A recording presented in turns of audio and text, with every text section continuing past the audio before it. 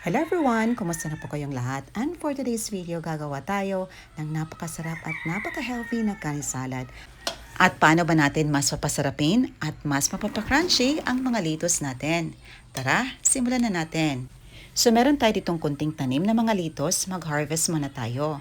Freshly harvested ang ating gagamitin na litos mga mommies. Kasi mas masarap kainin ang freshly harvested na litos. Before that, hugasan muna natin. At isi-share ko sa inyo ang sekreto kung paano ba ang tamang paglinis ng ating mga gulay. Dito gumamit lang tayo ng kalamansi or lemon, pwede din vinegar or baking soda mga mommies.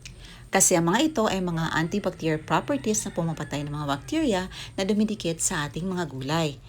Kaya ugaliin natin ito mga mommies before natin lutuin ang ating mga gulay or ilagay sa loob ng refrigerator.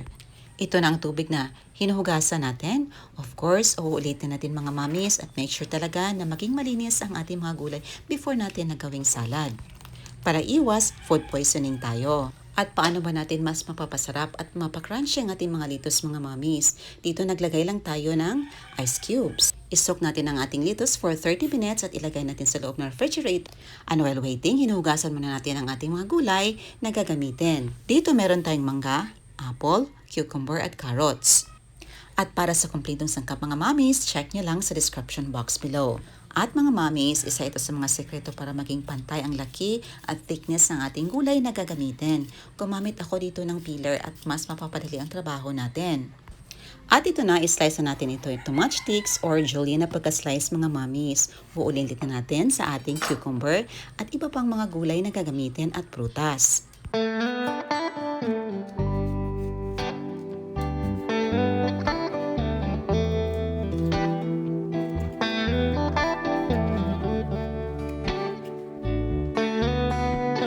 Meron tayo dito ang hinog na mangga at islice natin ito ng pa-cubes.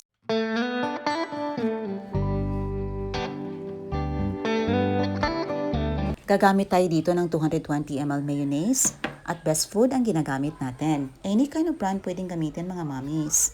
Cheese at saka 1 cup of whole corn kernel. Nag-add din tayo ng 3/4 tablespoon of olive oil. 1/2 teaspoon black pepper. 1/4 to 1/2 teaspoon fine salt. Adjust nyo lang ang taste mga mommies according sa inyong panlasa.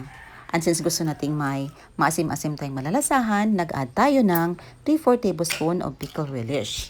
This is optional mga mommies ha. Pwede nyong i-omit ang ingredients na ito kung hindi nyo gusto ang pickled relish. At dito dinidrain lang natin ang syrup ng ating whole corn kernel. At saka ng ating 1 can century tuna in flakes. At mga mommies, huwag niyong itapon yung syrup niya mga mommies ha, kasi pwede niyang gamitin sa pangsahog ng mga gulay, pasta or pansit.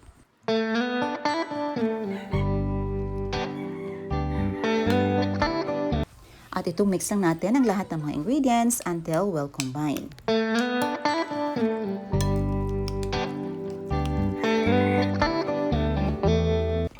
Dito i-add na natin ang ating na-slice sa mga gulay.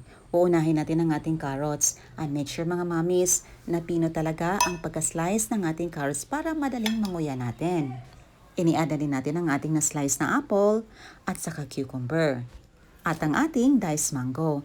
Any kind of fruits pwedeng gamitin mga mommies. Pwedeng avocado. Masarap din yon. I-mix lang natin para ma-fully combine ang lahat ng mga ingredients. Napakasarap talaga ng salad na ito mga mommies. At perfect ito sa litos na ating hinarvest kanina mga mommies. Napakasarap nito sa sandwiches or any kind of breads mga mommies. At ito na ang ating litos na sinok natin sa ice cubes at nilagay natin sa loob ng refrigerator for 30 minutes mga mommies. Naging firm and crunchy na siya. At before natin ito ilayan sa ating serving plate, ilagay muna natin ito sa ating salad or litos spinner para ma-remove naman ang excess water nito. Kung wala kayong available nito mga mommies, pwede yung paper towel or kitchen towel. And ito na mga mommies, after a few seconds, bahagya na itong nag-dry. Ilay na natin ito sa ating serving plate. Napaka-crunchy talaga ng ating litos mga mommies at excited na talaga tayong tikman ng ating napakasarap na kanin salad.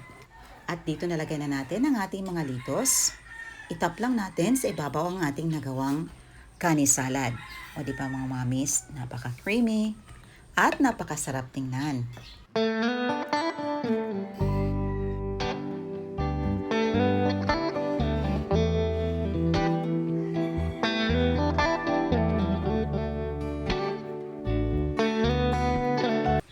At para mas maging masarap at malinamnam, mag-add tayo ng grated cheese. Pwede yung toasted sesame seeds mga mamis kung meron kayong available. Since wala ako, grated cheese na lang ang nilagay natin. At ito na talaga mga mamis ang ating paboritong party ang tikiman time. Tikman natin ang ating ginawang kanin salad. Very cheesy, napakalinamnam at napaka-crunchy ng ating litos. Kumuha lang tayo dito ng mga around 1 tablespoon at nirap natin sa ating mga litos. Perfect itong iserve sa kung anong mga okasyon, family gatherings, or picnic mga mamis. Ayan, nirap na natin. Napaka-crunchy talaga ng ating litos mga mamis at nagko-complement talaga ang flavor ng mga gulay at prutas na nilagay natin. Ayan lang po. Thank you so much for watching. Hoping yung subukan ang ating recipe. See you in my next vlog. God bless you all and stay safe everyone. Bye and enjoy!